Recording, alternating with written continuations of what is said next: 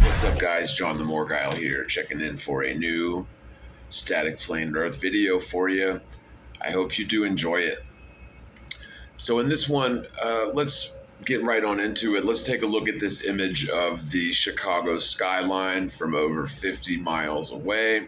There should be over a quarter of a mile of vertical descent due to Earth curvature in this instance, where the entirety of these distant buildings, again, the Chicago skyline as viewed from Grandmere State Park, these should be based, again, over a quarter mile below the horizon line, and the very tops of the tallest skyscrapers there should be well below the horizon, according to the ball Earth. Globe earthers will argue this optical illusion is due to refraction, and what you're seeing is merely a mirage, not the actual skyline of Chicago. It's an optical illusion. Until I found this photo from Grandmere State Park. This is from Joshua Nowicki, and what you're seeing here is a mirage.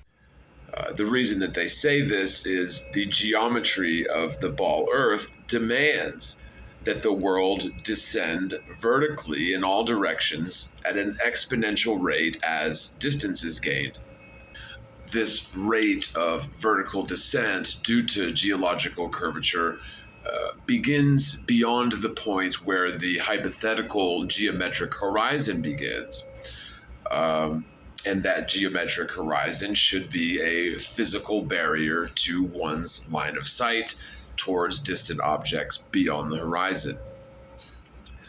The distance to the expected geometric horizon, assuming the ball Earth, of course, for argument's sake, totally depends on the observer's height. The higher up the observer is, the more distant the expected geometric horizon should be based on this ball Earth hypothesis. And the geometric horizon should be no further than 1.2 miles times the square root of the observer's height in feet. So like if you're 6 feet tall, the square root of 6 feet is 2.44. Multiply that times 1.2 miles. And so if you're 6 feet tall, the geometric horizon, according to the ball Earth geometry, should be 2.93 miles away.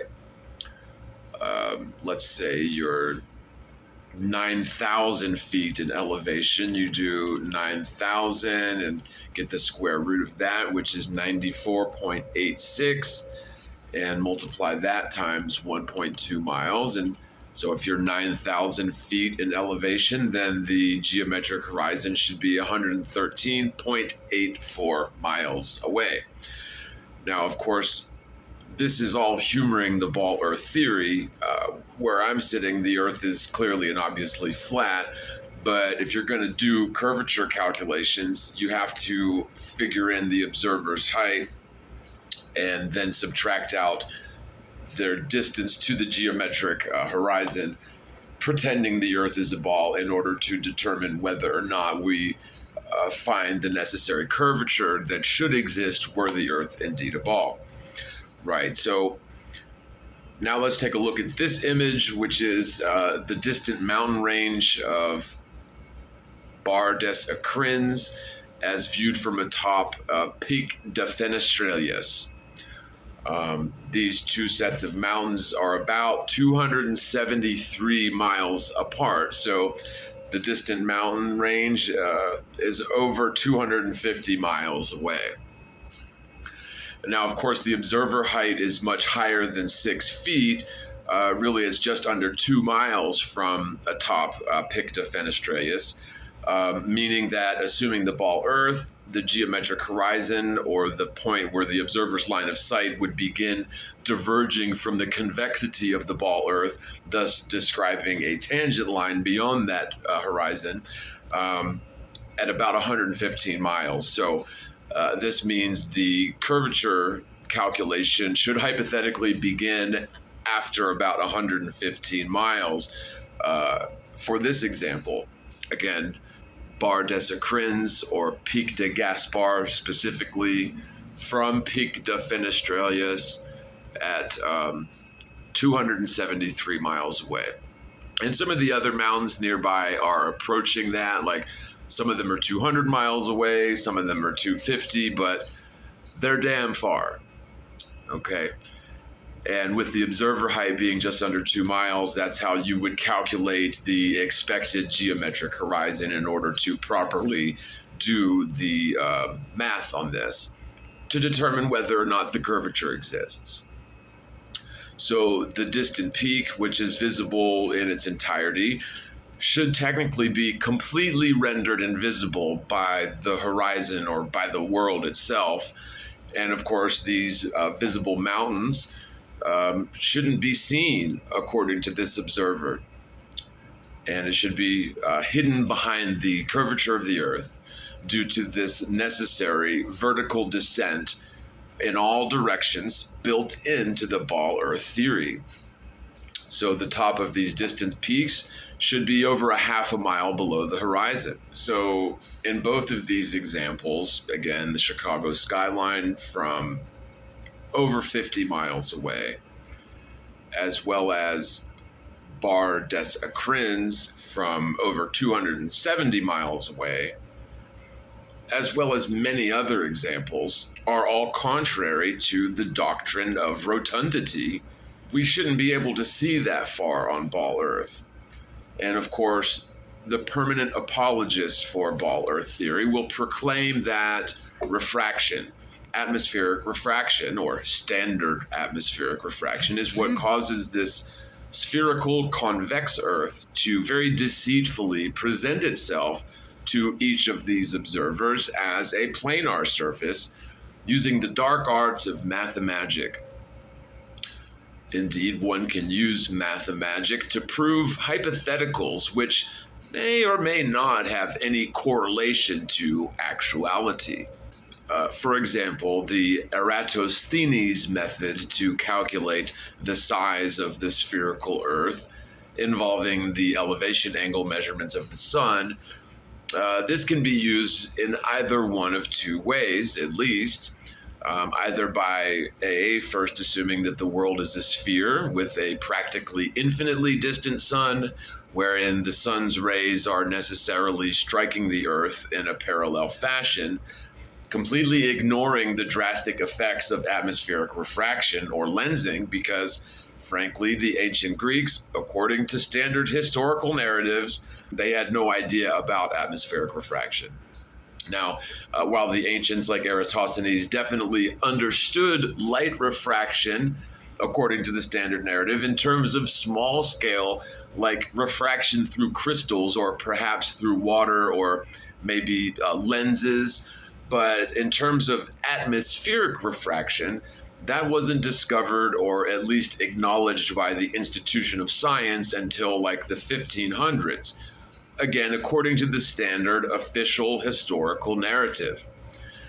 Now, using the measurements of the elevation to the sun, like Eratosthenes did, along with an ingenious application of the Pythagorean theorem, a dash of mathemagic, and ignorance of atmospheric refraction, Eratosthenes thus calculated the circumference of the hypothetically spherical Earth. Now, the very same elevation angle measurements, however, can be plugged into another slightly different and perfectly plausible hypothetical, wherein the sun is relatively local, creating a divergent light source over and upon the planar Earth to provide mathematical evidence and thus support that the sun is indeed local and the Earth is a plane. Now, both sets of resulting interpretations of the data here, gleaned by Eratosthenes' style of observations, are technically mathematically correct, but only one of them can be true, or certainly both of them can't be true at the same time. The sun cannot be practically infinitely distant with parallel sun rays striking the Earth across millions of miles of space, and be relatively local, casting divergent local light source rays over a flat planar Earth. Okay, of course, we can provide mathematical descriptions of both scenarios, and the math will technically check out to the observations, but both cannot be true, right?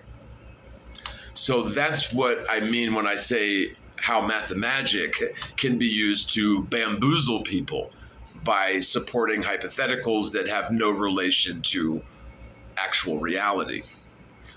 Just because the numbers check out doesn't necessarily mean that the underlying assumptions plugged into these equations are actually true. And at some point, it is a good idea to check your assumptions. The Earth either has a very definite amount of convexity or curvature over vast distances, or it does not. There's no need to get emotionally involved in this or emotionally attached to one model over the other. It's very cut and dried. It's very simple. If the Earth is measurably, provably flat over scores of miles or even hundreds of miles, then it cannot be any sort of sphere whatsoever. Beyond that, the world itself, according to the very ball Earth theory, should be in a constant state of acceleration along multiple conflicting vectors. Globetards love to claim that we don't notice the Earth in motion because only acceleration is detected by our instruments or noticed by our innate senses. They claim the amount of acceleration involved with the globe Earth is so very minuscule, so very slight, that we simply don't notice it or detect it with any instrumentation ever, nor should we notice it or detect it with our innate senses or instrumentation, like mechanical gyroscopes, airplanes, and helicopters, just to name a few. So they claim that it is perfectly natural and understandable why the spinning ball Earth orbiting along multiple curvilinear trajectories presents itself as a stationary and fixed reference frame. Perfectly normal to them.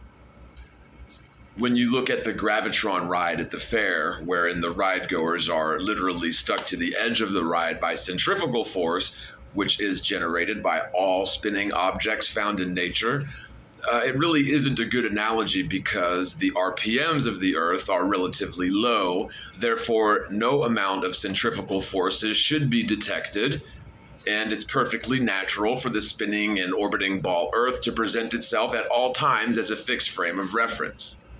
So, like, if you're standing at the North Pole, the RPMs aren't that great, right? Of course, the globetards are starting with the assumption that the Earth is a spinning ball, no matter what evidence is ever presented to the contrary. They notice that it is indeed a fixed frame of reference in reality that we're dealing with, and thus they conclude that the spinning and orbiting Earth ball should be a fixed frame of reference, which is asinine circular logic and mental gymnastics so complex, yet they don't even realize that they're doing this, and they don't realize how illogical they're being, because it's been drummed into our heads since we were just little kids.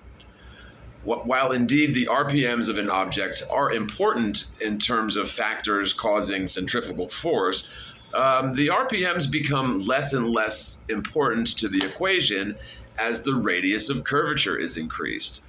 So, like, while the Earth is indeed alleged to be rotating a mere once per 24 hours, half the speed as the hour hand on a 12-hour clock, when you extend the length of that hour hand to, just shy of 4,000 miles, which is allegedly the case with spinning ball Earth, you end up with an edge velocity of over 1,000 miles an hour at the equator.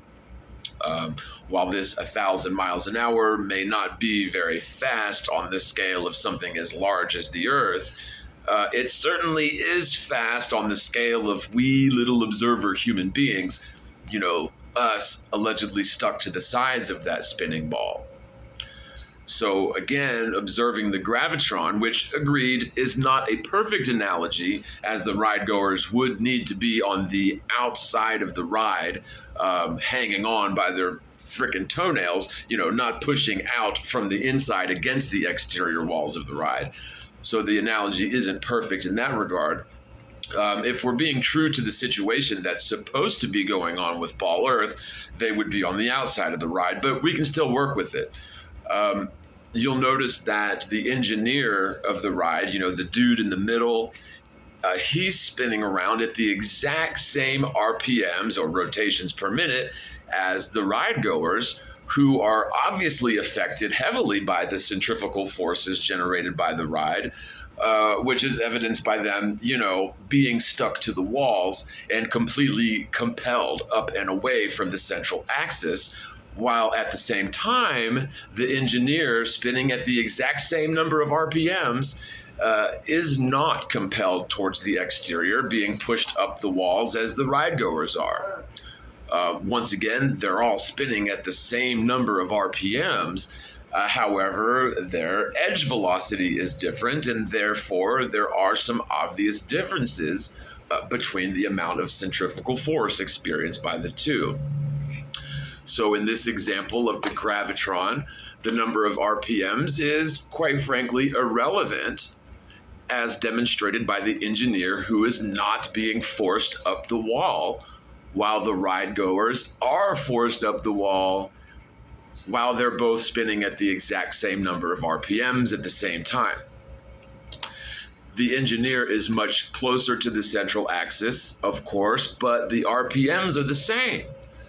So according to the globetards, the RPMs should be causing the engineer to be stuck to the sides of the walls, just like the ride goers, but in fact he is not, because it is the edge velocity and thus the radius of curvature in this gyroscopic situation that is very important, not so much the RPMs.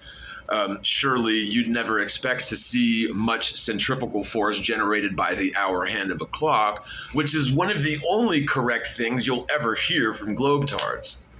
Now, of course, if the radius of curvature or the length of that hour hand is increased to thousands of miles, where the edge velocity of that hour hand is over 1,000 miles an hour, then we should certainly expect to see a great deal of centrifugal force at the equator and even in the tropical areas.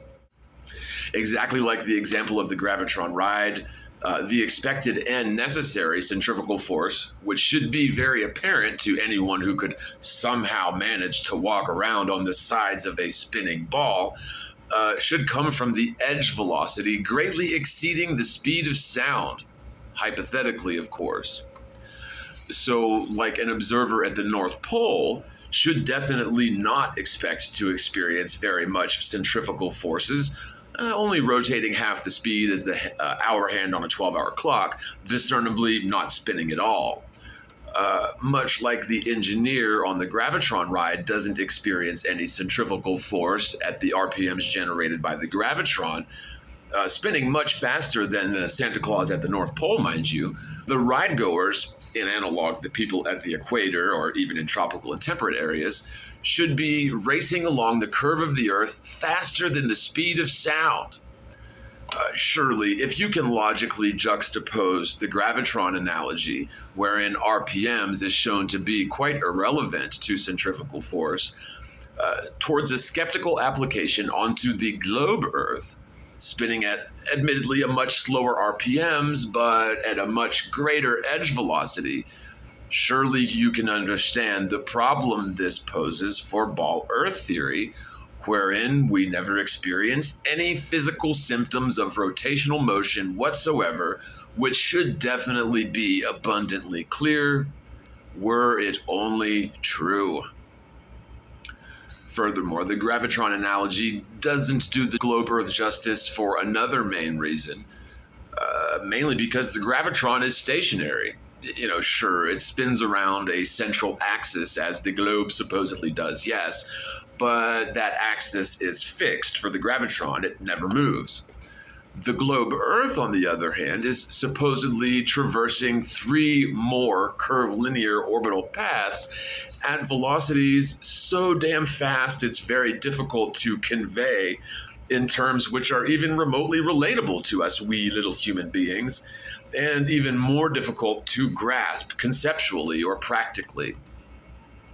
So the Earth is supposedly orbiting the Sun at practically a right angle to the axis of rotation, which causes some very big, very noticeable cycles of acceleration, which should repeat itself every 24 hours.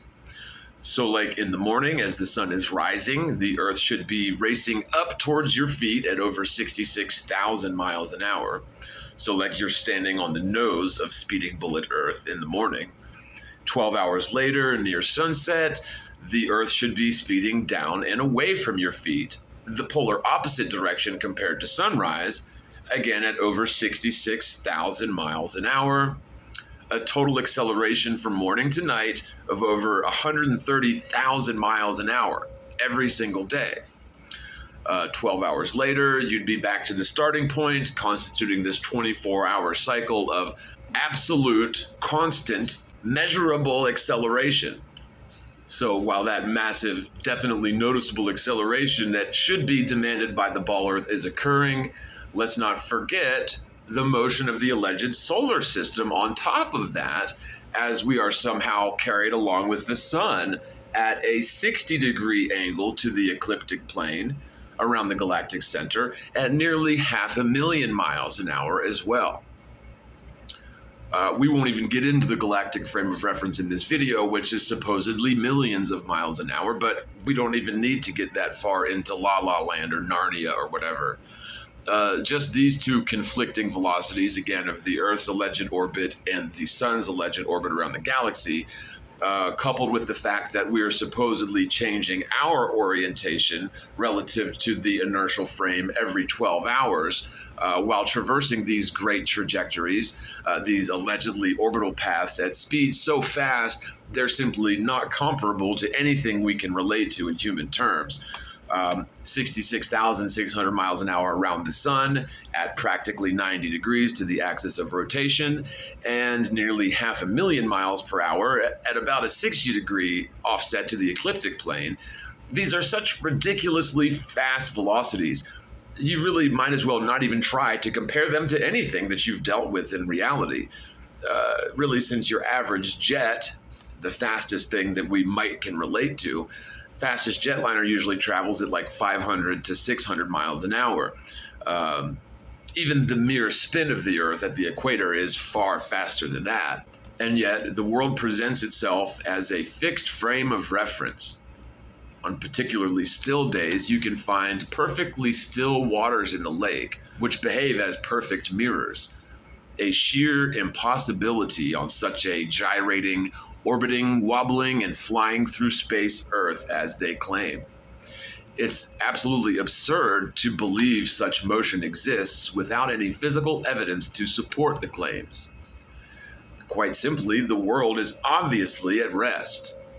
If we were actually spinning around in space, orbiting the sun and the galaxy as they claim, there would be ample, measurable physical evidence in line with those facts.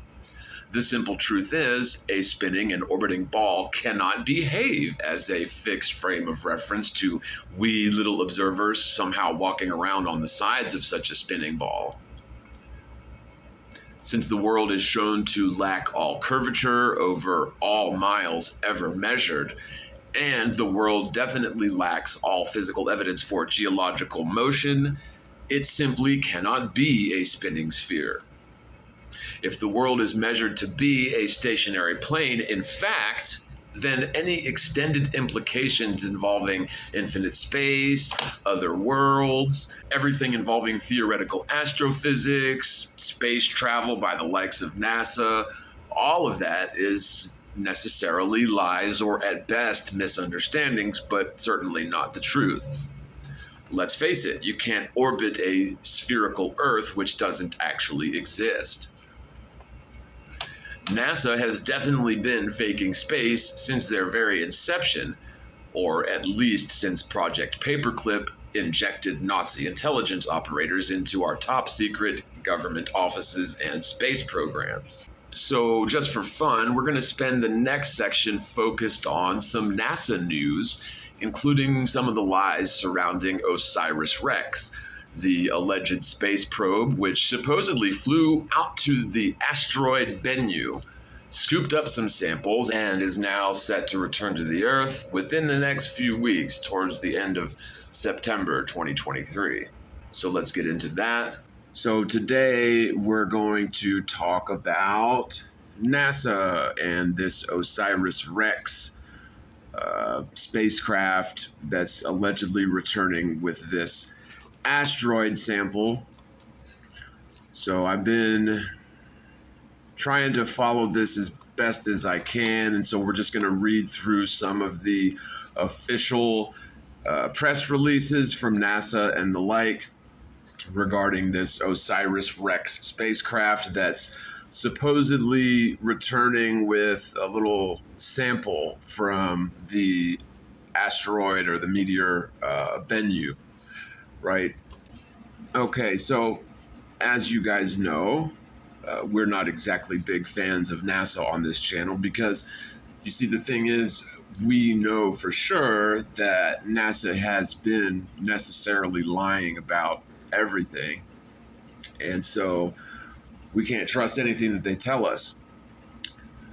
Since the Earth doesn't have the curvature needed to result in an overall sphere, and also the Earth is demonstrably at rest, never moved a single smidgen, then it is, by definition, not a spinning sphere. And so any government agency like NASA or non-government agency like SpaceX, who work indeed with a very close partnership with NASA, anybody who tries to say that they're flying around in space, landing on the moon, things like that, and orbiting the sphere Earth is necessarily lying. Space itself definitely holds some mysteries, but they're not flying around up there. They say that space is an infinite vacuum, a very powerful vacuum up there. Yet, the Earth has atmospheric pressure down here. And according to them, there's no sort of structure up there in the sky to separate us from that powerful vacuum of space. But let's say hypothetically, we'll hand them, for argument's sake, space being this infinite vacuum, then technically things like rocket propulsion shouldn't work. So let me give you an analogy. If you've ever ridden on a jet ski, it's basically a water jet that causes that thing to propel through the water. A jet airplane uses a similar function. And yes, according to me, rockets use a similar function too. You've got physical matter being expelled from this jet or rocket engine. And what causes it to propel is the ambient back pressure of the natural atmosphere. So like if you take a jet ski and try to run it out of the water, it's not going to go anywhere, no matter how much you rev the engine. And jet skis will haul ass in the water, but when you take it out of the water, it's not going to go anywhere. Similarly, if you were to try to fly a jet in a vacuum, so remove all of the air pressure from the Earth somehow, it's not going to go anywhere either. There's no ambient back pressure necessary for propulsion. And so when you have these alleged little rocket thrusters in space that NASA claims to orient their spacecraft in this infinite vacuum of space, wouldn't work. There's no ambient back pressure necessary for propulsion. I mean, it's very similar to, you can lean up against a brick wall, right? You can put all your weight on it and lean up against it. But if you remove the brick wall, there's nothing to push back against your weight. You're just going to fall. You can't push against a vacuum. So this whole concept that the lying Freemasons of NASA are sending up spacecraft into space and intercepting asteroids or meteors or whatever the hell they say it is, it's absolute nonsense. So we know that everything that they're saying is necessarily going to be a lie. So from Space News, this is from just the other day, Washington. NASA is making the final preparations to recover samples from an asteroid that a spacecraft will bring back to Earth in September. Teams conducted a dress rehearsal, whatever the fuck that means, on August 30th of the recovery of the sample return capsule from NASA's Osiris-Rex mission. And just to remind the viewers, Osiris is the Egyptian lord of the underworld and judge of the dead, the brother husband to Isis, and one of the most important small g gods of ancient Egypt. Okay, so anyone who's not familiar with NASA's blatant and over the top self association with the occult is just blind. You're refusing to look at this because as long as they've been around, NASA has named all of their missions and all of their so-called discoveries and all of their little penis rockets, right? Their phallic symbols that they fly around in space, or their lie mobiles, as I call them, shaped like big schlongs. They've always named that stuff after esoteric, occult, pagan-related things. Apollo, Osiris Rex. So, for whatever that's worth, I mean, it doesn't prove anything other than NASA has been into the occult, since they've been around. And of course, this goes all the way back to JPL, Jack Parsons.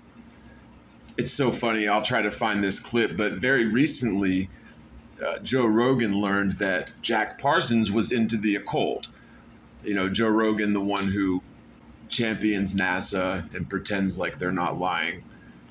But he was actually pretty shocked, apparently, to find that Jack Parsons, who was an integral partner with NASA, Jack Parsons of Jet Propulsion Laboratories, apparently Joe Rogan didn't know that this guy was into the occult with Aleister Crowley and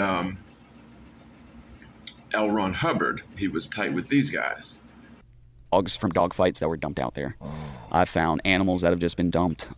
I've found very intricate and mind-blowing satanic rituals and sacrifices out there. What? Oh yeah. So I was, which I found different stuff before. I'll find maybe where someone was doing some voodoo, some Santeria, sacrificed a chicken, whatever. All that's like kind of normal out there. That's not that crazy. But what I found this night was very crazy. Yeah, the police came and investigated it. It made the news. And that's the facility I was hunting. It's Aerojet. It's actually an abandoned space rocket facility from the Cold War where they were developing and testing space rockets. And what were you hunting there? Pythons. I was out there, hunting these snakes. And this facility is you need special access. I was given special access by the state of Florida to remove pythons from out there. And nobody can just go back out there, but people do go out there, as you can see from the graffiti and different stuff like that, usually to do stuff that they're not supposed to do. There's a lot of crimes committed out there. There've been murders out there, gang initiations, all kind of stuff. So they have a pentagram that's... So, yeah, it's a whole thing. So we go out there. The first thing I came across was a big rock pile with a upside-down wooden cross on top and a bunch of red spray-painted upside-down crosses all over. And you could tell the cross, I think, was burnt a little bit. And it wasn't, crazy, super crazy. It was like, oh, this is new. This wasn't out here a few days ago. And then I found this little doll. And as I kind of investigated that doll more, a little red scarlet snake actually came up and wrapped around her neck. And I picked up this, there it is. I picked up the scarlet snake. And which, it was kind of weird that there's a live snake, a red snake on this doll. And I've caught a lot of snakes in my life. And that is the only one that was bleeding out of its anus. There was blood coming out of its beehole, which, I don't know why, who knows what. It was a little weird to me. And then the night just kind of gets weirder from there. You see the red lettering in the other clip. It was a big Latin saying, like 100 foot long pretty much on the road. I drove over it. We later translated it to turn around, run, hide, he is watching you. Go further into the complex and there's these big abandoned buildings.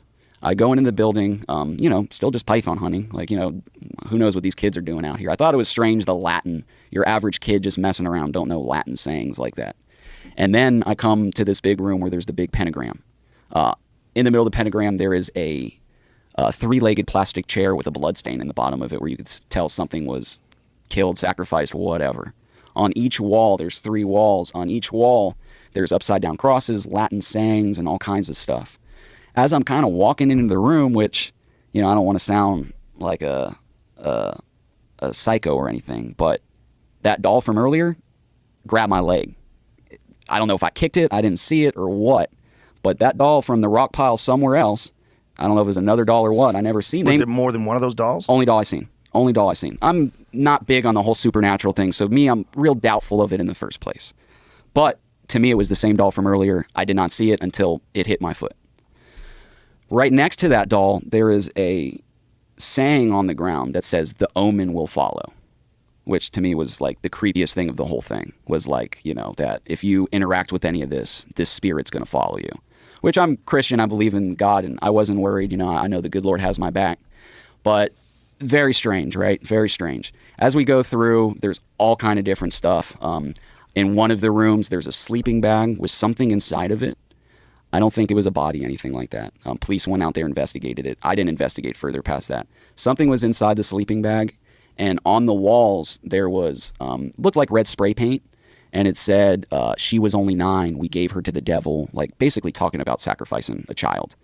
And then you have this little girl's gown that's nailed to the wall with like a dark red stain on it. Oh, Jesus. Yeah. And what was the investigation? Did you follow up and find out what they found out? I never heard anything from it. I'm assuming they never found much from it because I never heard anything from it. Did they know it was human blood that was in the chair? I don't know. Or on the... I don't know. I would like to think it's red spray paint, but I don't know. I don't know. For the sake of the story, who knows what it was? Yeah. So we continue on with our hunt. We end up starting to get out of there. The guys are like, "Dude, we want to go. We don't like this shit." And I'm like, "All right, let's pack it up. Let's go." So we start making our way out, and I see flashlights. I mean, there's one road in, one road out. There's a gate at the end of it. You can't drive a vehicle in, and I mean, we're miles out here. You have to drive miles to then walk miles, right? So I see this flashlight bouncing on the side of the road as I'm driving out, and I'm like, "Who the fuck is this?" No, I've never seen anyone out here in my life, ever. Getting closer to him, I have my pistol in my truck. I put my pistol on my lap, just in case. As I'm getting closer, about to kind of pass the guy's like, "Mike," it's my name. I'm like, "What the fuck? I'm definitely shooting this guy. Like, what the fuck, And he's like, "I love your Instagram."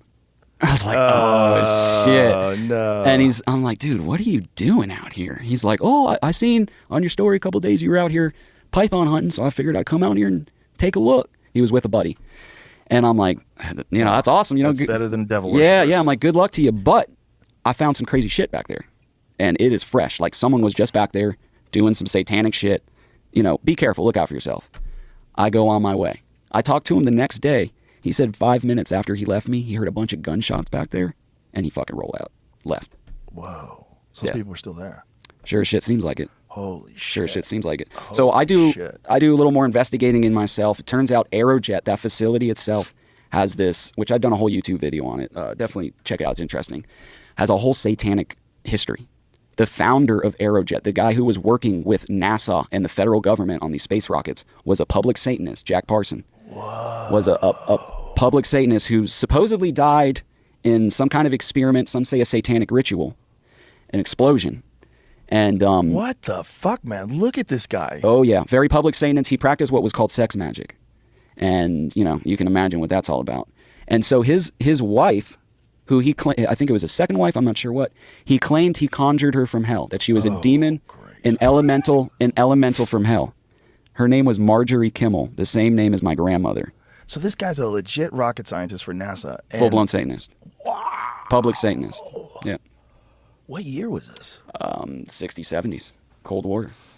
Wow. And then Aerojet's still a thing, too, It's I think it's out in Texas, or I don't know what, but... Bro, this is a flat-out horror movie. Yeah, yeah. And dude, that rabbit hole goes way deeper. Way deeper. The occult history behind NASA's Jet Propulsion Laboratory. Mm-hmm. Wow. Along with the sort of conventional wisdom, which is the sort of herd mentality programming, which I believe is the most potent. Those things that everybody knows. Everybody knows the Earth's a spinning ball. Everybody knows conspiracy theories don't really happen, right? That sort of thing.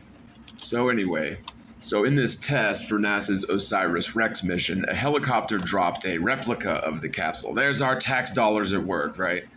So they actually have a helicopter drop a replica of the capsule from an altitude of more than 2,000 meters. The capsule descended under a parachute to land at the Utah Test and Training Range west of Salt Lake City. where personnel went through procedures to get the capsule ready for transport to NASA's Johnson Space Center. Quote, "We put our teams in the field, in the environment they're going to be in, using the communications tools and the equipment they're actually going to use on the day of recovery," end quote, said Richard Burns, OSIRIS-REx project manager at NASA's Goddard Space Flight Center during a briefing after the rehearsal. The rehearsal was part of final planning for the return of the actual OSIRIS-REx capsule, which will arrive early September 24th. The capsule is carrying an estimated 250 grams of material from the asteroid Bennu, Bennu, that the spacecraft collected during a quote-unquote touch-and-go collection process in October of 2020.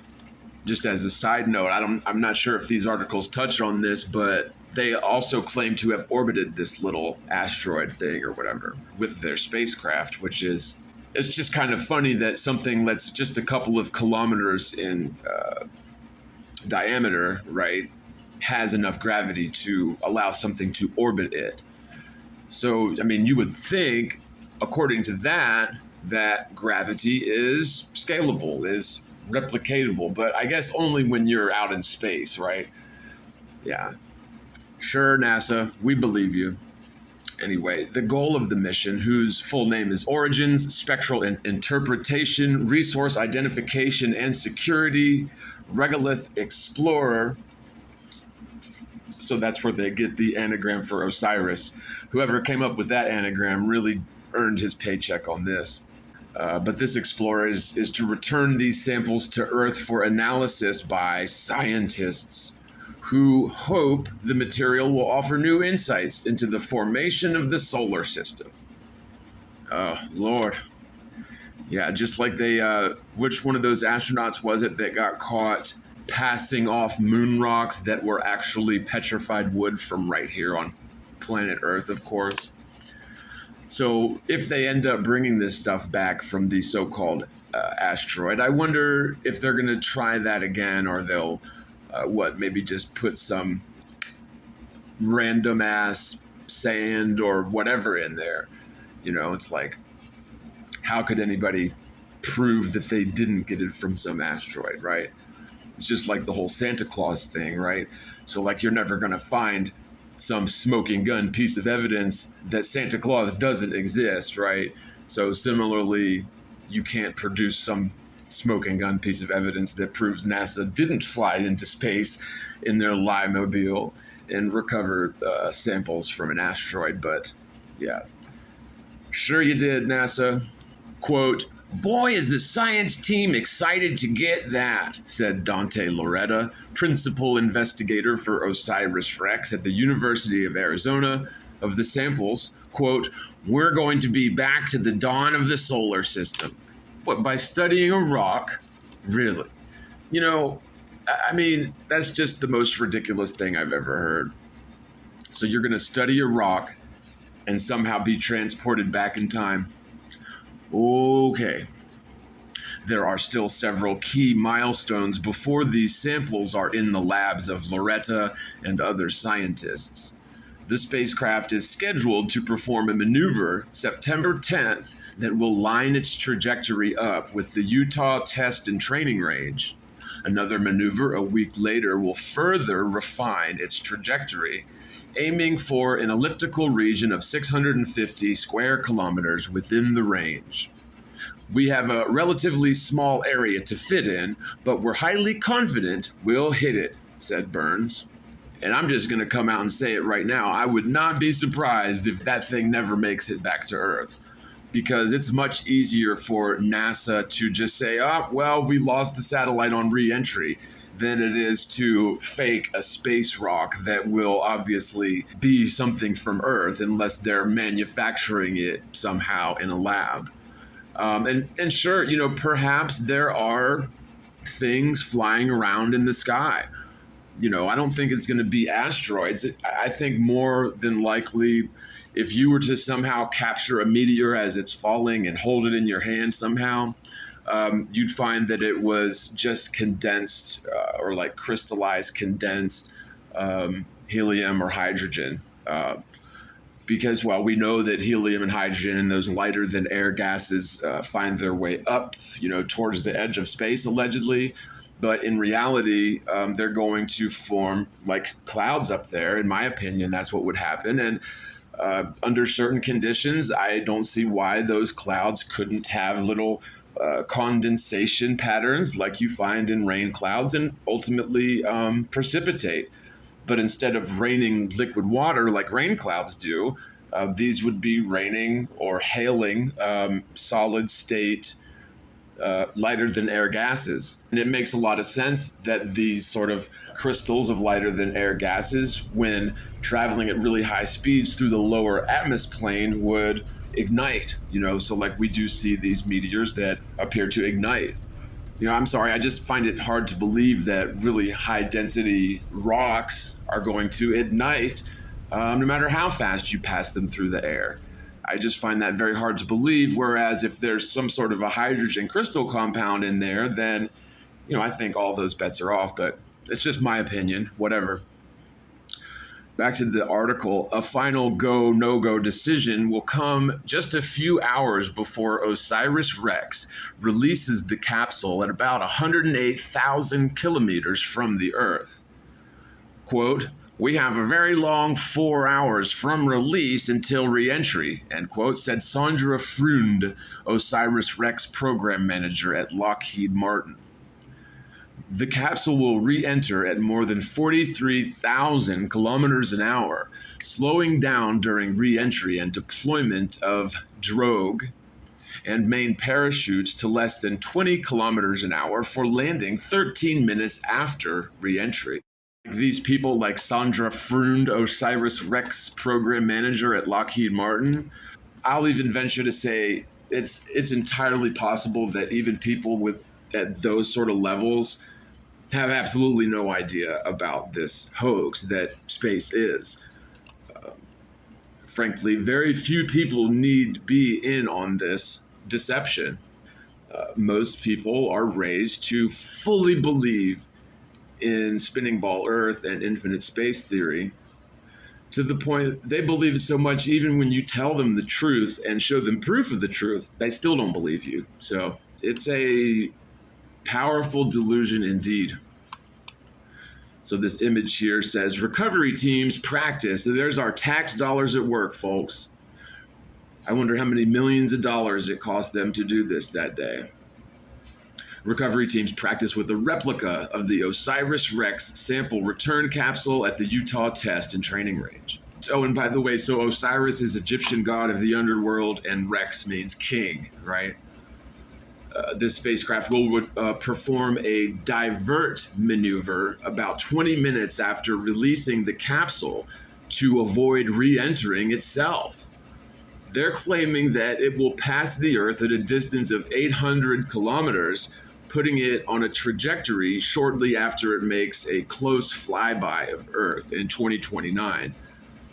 So according to these motherfuckers, this thing is going to drop off this capsule with the sample from the asteroid and then just keep going off into space.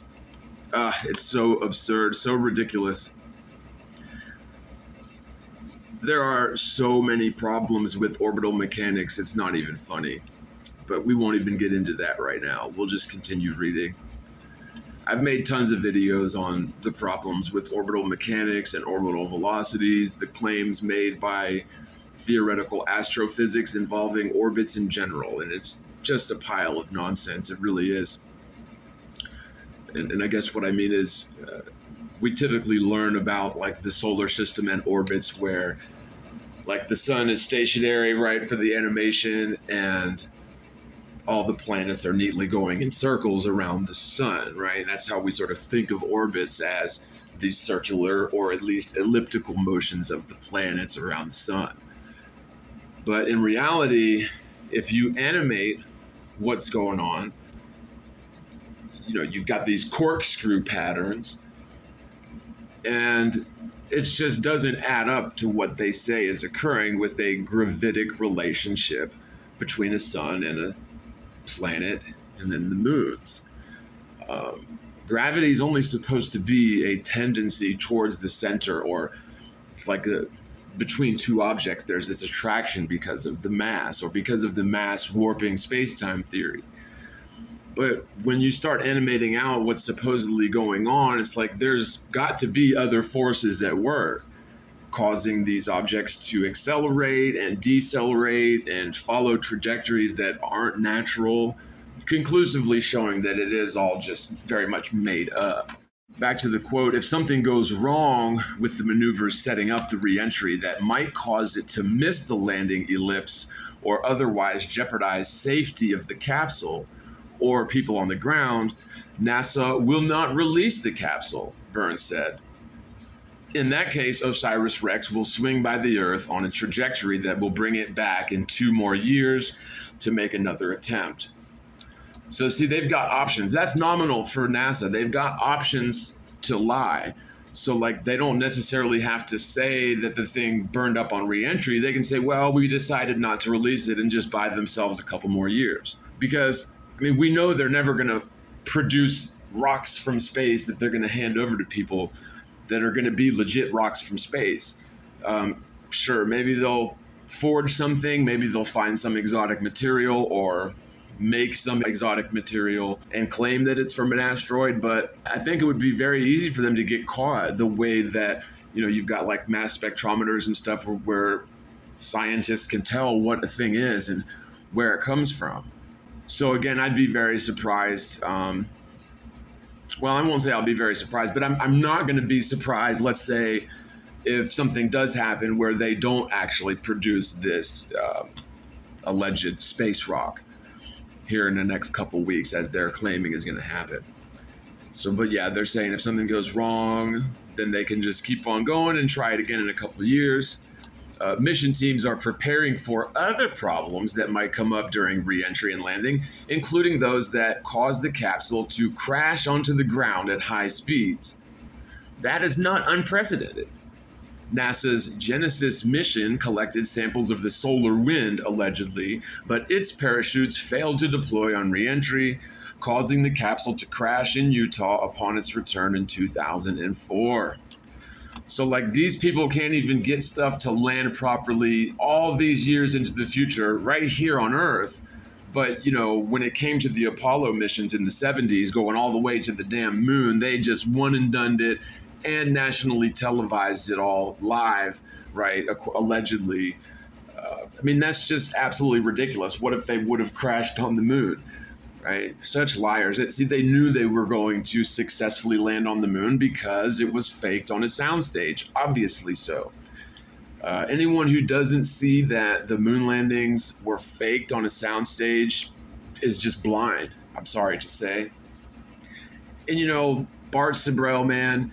So Bart Sibrel is the guy who did a lot of exposing the NASA fakery for the Apollo missions, but he's saying that, yeah, NASA fake going to the moon, but the Earth's still a ball, they're still flying around in space, and also China went to the moon successfully. So, you know, I don't know what Bart Sibrel's deal is. I hate to just willy-nilly accuse someone of being an agent, but honestly, I wouldn't be surprised if he was. For the great work that he has done exposing NASA for lies and fakery, perhaps it's possible that he just can't get over the programming involved with Spinning Ball Earth, which it wouldn't be the first time. It is a powerful delusion indeed. But, you know, prayers go up for Bart Sibrel to understand the truth, and more than likely he's just deceived as everybody else since they were little kids about the spinning ball Earth nonsense. So, quote, again, this is Freund, "We learned a lot from Genesis. We are very confident that we have taken the lessons learned forward from Genesis into OSIRIS-REx. However," end quote. However, she said that the team has trained for various contingencies if the capsule does not land intact to preserve as much of the sample as possible. So they're already kind of talking like it's probably going to crash, right? And the fact that I'm, you know, calling them out on this, and probably other people are calling them out on this, saying, well, I wouldn't be surprised if they do crash because they're not coming home with space rocks. They do have that sort of option to just, we decided not to do it this time. We'll do it in a couple years, after our rock faking technology has improved slightly. If all goes well, though, analysis of the samples will begin almost immediately after the sample container is delivered to a clean room at a curation facility at JSC. Loretta said in October press conference that we'll discuss initial analysis of the samples, followed by presentations at the fall meeting of the American Geophysical Union in December. Okay, so of course it's not going to be open source study of the samples, right? Is that what I'm getting here? So it's going to be like top secret government security clearance science, right? So again, just out the window with science being demonstrable, open and free and repeatable by others, when you start putting security clearance and top secret redaction and everything around whatever the thing may be, space rocks, that isn't science. It's definitely pseudoscience. Loretta, who's been involved with OSIRIS-REx since the mission was proposed nearly 2 decades ago, said he will be part of the teams in Utah recovering the samples. He says, quote, I wanted to personally be out there to greet these pieces of Bennu to our home planet, welcome them to the curation facility at Johnson Space Center, and get them ready for the adventure we're about to put them on. I mean, he's talking about these hypothetical rocks as if they're living beings. You're going to welcome some fuck-ass rocks to the planet, dude? What are you talking about, man? See, these are the types of people just getting paid millions to work for NASA, and not even saying he's one of the ones intentionally faking space, just like the kid who gets the quarter under their pillow from the Tooth Fairy isn't faking the Tooth Fairy hoax. They're certainly related to the hoax. They're certainly benefiting from the Tooth Fairy hoax, but not in on it. And this guy, he's sitting here waiting on the ground ready to welcome some motherfucking rocks to the Earth. Wow. So I think that does it for that article. So here's another one from OSIRIS-REx. NASA is preparing to nab its first ever asteroid sample. As the OSIRIS-REx spacecraft drops a capsule containing fragments of the potentially hazardous object Bennu onto Earth. Launched in 2016, OSIRIS-REx, which stands for the Origins Spectral Interpretation Resource Identification Security Regolith Explorer, took 2 years to reach Bennu. When it rendezvoused with the rhombus-shaped asteroid, it spent 2 years studying the surface to choose the perfect place to land and collect regolith. In 2020, it descended to the asteroid and scooped up more material than expected. The granules were carefully stowed away in its sample return capsule, and the spacecraft headed for home. Now, after 7 years, it's finally delivering its scientifical payload. Evidently, NASA does not have an Amazon Prime account, whatever that's supposed to mean. On September 24th, OSIRIS-REx will eject its sample return capsule as it passes above our home planet. The device will barrel towards Earth and re-enter the atmosphere at 8:42 MDT, reaching 27,000 miles an hour. After about 2 minutes, it will deploy a parachute to slow down and touch down in the desert in Utah. Wow. On Wednesday, leaders from NASA working with the U.S. military performed the final dress rehearsal for the return mission, dropping a dummy sample capsule from an aircraft to test its ability to land at a drop zone within the Department of Defense Utah's test and training range. Well, of course they can do it. Of course they can. It's the U.S. military, man. Yes, they can do it. But, we definitely better spend millions of dollars doing practice runs. By the way, that's exactly the same thing that they're actually going to do the day that they recover this thing, because I'm sorry to say, folks, OSIRIS-REx has not been in space, flying around and orbiting around asteroids for 7 years. That is a lie. They're lying about the whole thing. whatever they do manage to bring back in this little Lie-mobile is not going to be a space rock. There are no such thing as space rocks.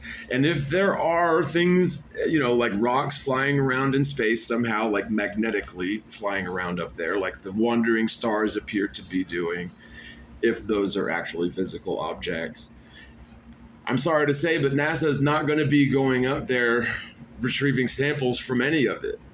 They can't go any higher than a few hundred miles at the very most. Really, I would say the max altitude is about as high as we can get high altitude weather balloons.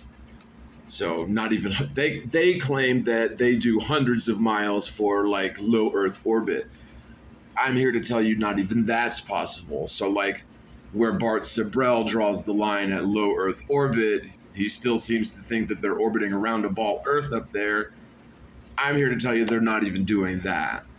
Because, and my proof for that claim is the fact that, well, the Earth doesn't have curvature over vast, measurable areas here on the ground in reality.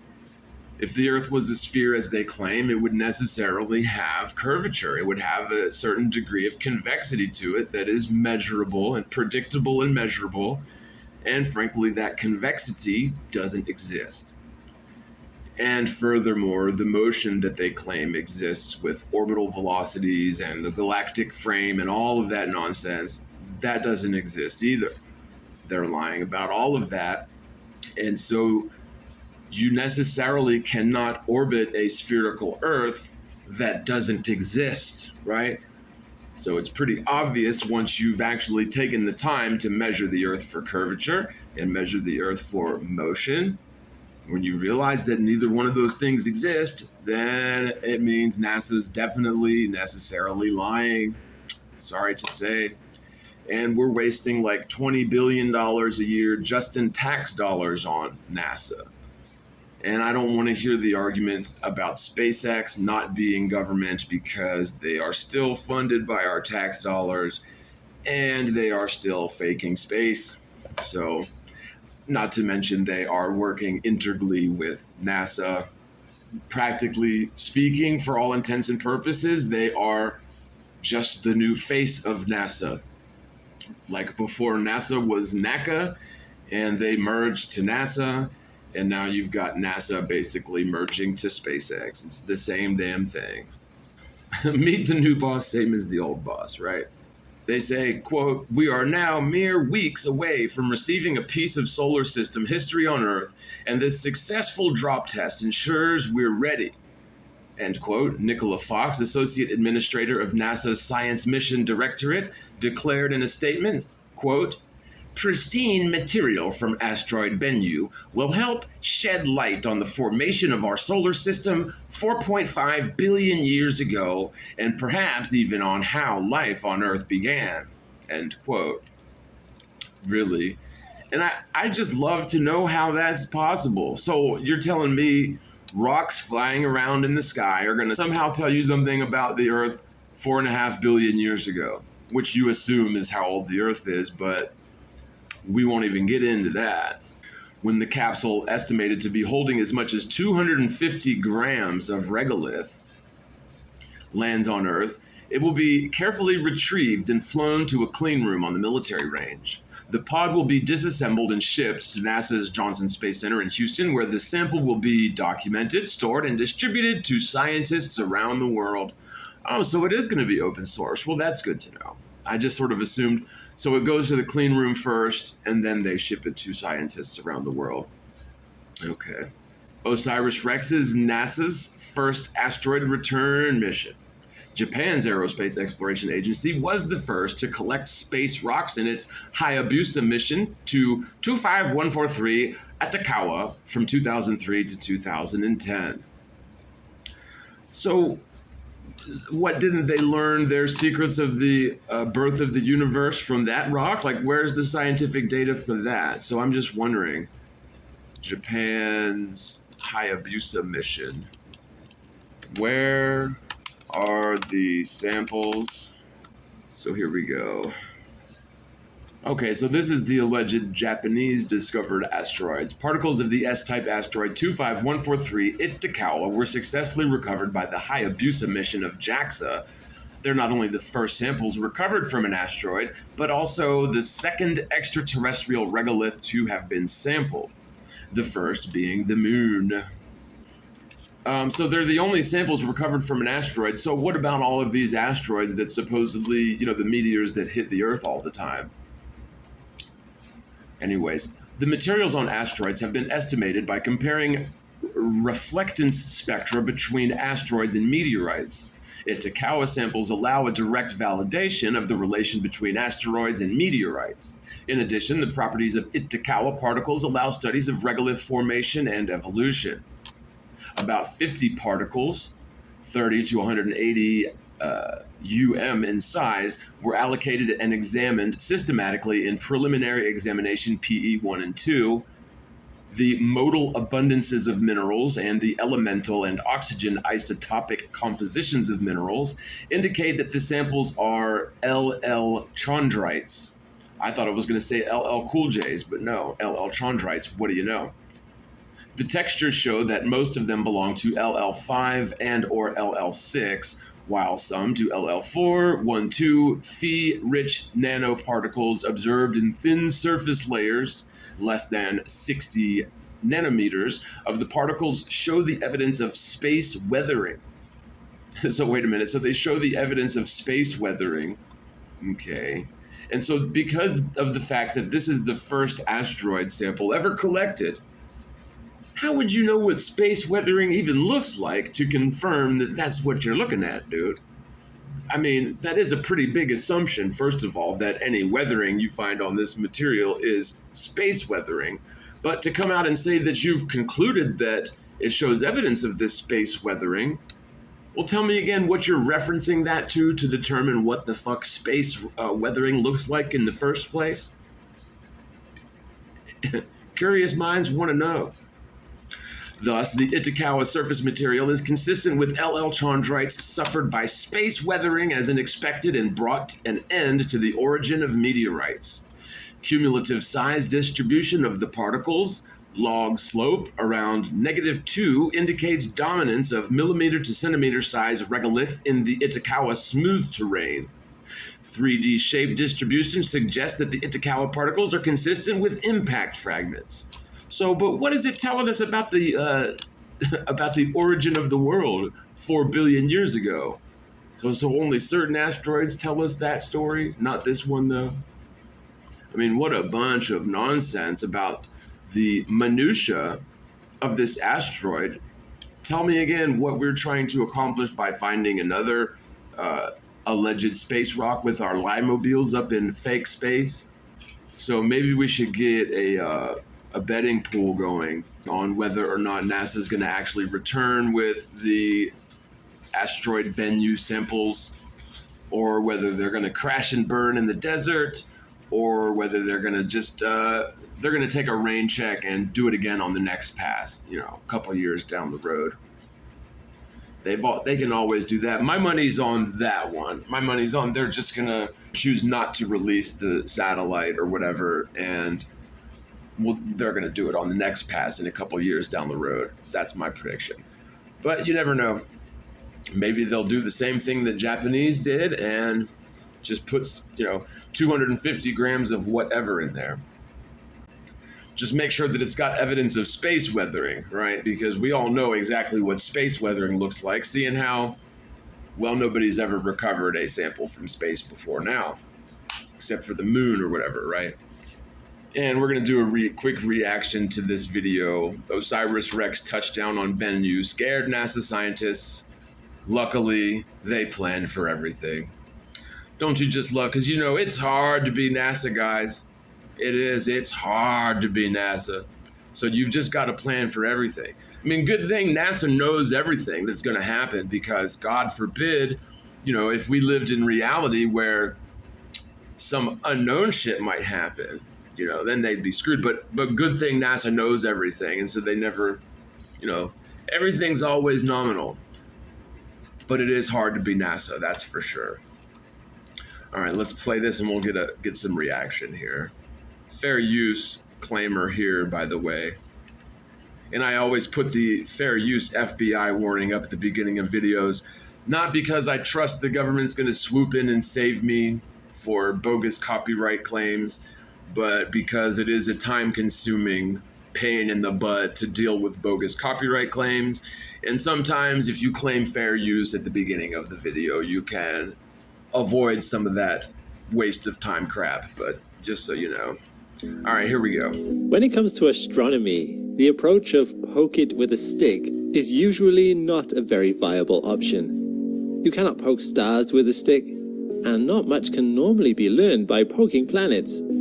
However, if your stick is actually a high-tech sample collection device, sorry, I gotta pause there. So that's probably the truest thing they're gonna say in this whole documentary is that you can't poke stars with a stick. I love that. I'm thinking maybe put together a bumper sticker or a t-shirt. Put in the comments t-shirt and I'll put together a t-shirt that says you can't poke stars with a stick. If enough people like it. If I can get 100 people, no, I don't know. That's a good idea for a bumper sticker though, isn't it? and you target a cosmological time capsule. Okay, wait, a cosmological time capsule, but doesn't it look like those chocolate crunch drumsticks or whatever? Not drumsticks, but like the ice cream bars that came on a stick. And like some of them were strawberry shortcake, and some of them were like the chocolate cake or whatever, the ice cream sticks. That's what that looks like. Wouldn't it be awesome if it was filled with a creamy center, a creamy chocolatey center?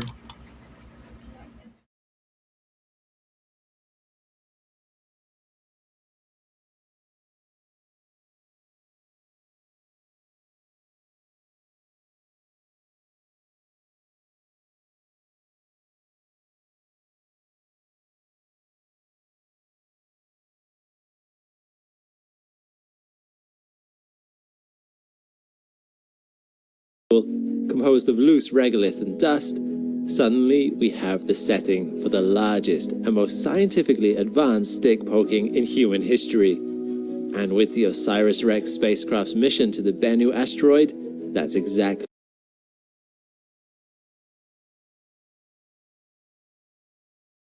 the largest and most scientifically advanced stick poking in human history. And with the Osiris-Rex spacecraft's mission to the Bennu asteroid, that's exactly what happened. So don't you love the animations that they showed us? Colgan, now they do claim that they had and today we continue with our third look at the Osiris-Rex program. The majority of this stuff in this video, is, we explore the moment of truth, the culmination of a they journey that spanned 4 years. They didn't have a film the crew first up there time in history a U.S. spacecraft poked an asteroid.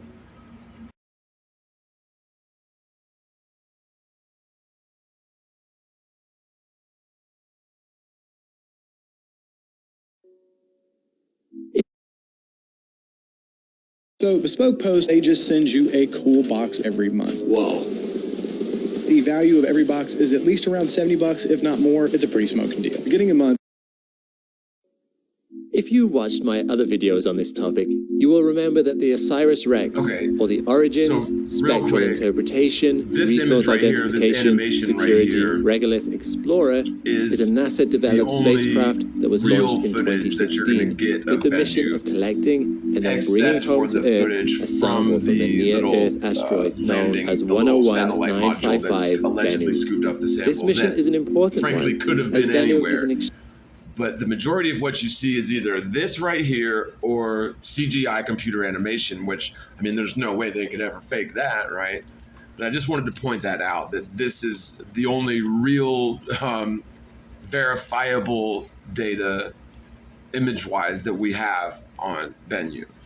Everything else coming from NASA, I just frankly, I don't believe anything.